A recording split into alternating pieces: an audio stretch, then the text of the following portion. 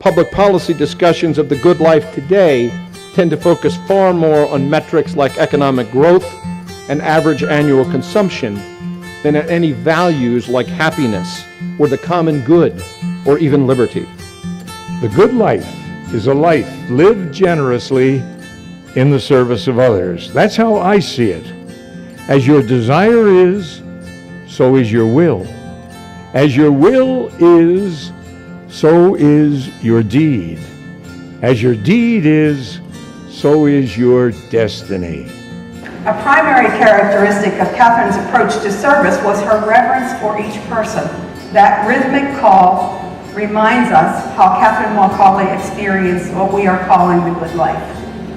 I'm challenged by her every day to do the same, to create the good life for others by making every encounter an opportunity to know God's love and mercy.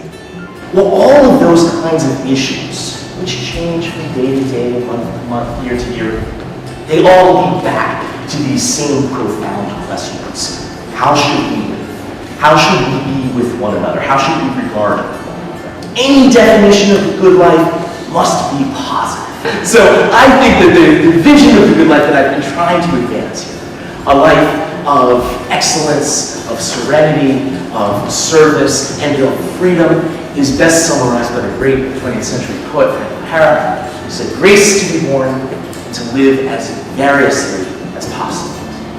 Hard work is the magic potion which almost inevitably leads us to the good life. I have found that lifelong learning is like having your own magic wand. In other words, to live the good life, you must learn to plan and respond accordingly when those plans go awry.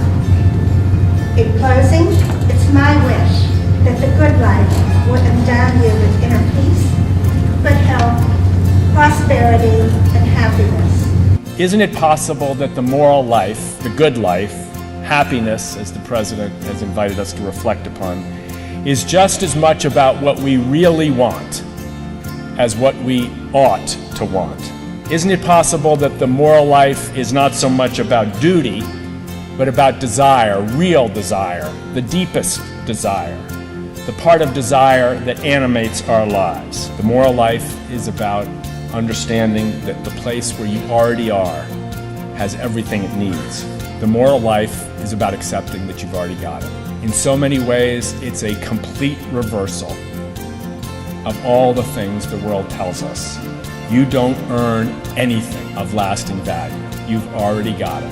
Find something that gives you pleasure when you're doing it and allows you to do something new. The main thing is to give.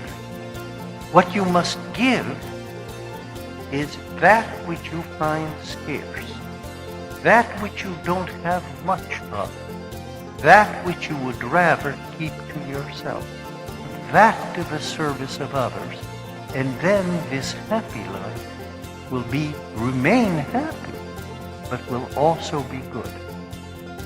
The key here and now is that you do engage. And it's our hope for you that you will ultimately decide that finding meaning in what you do is the highest goal, a life filled with meaning,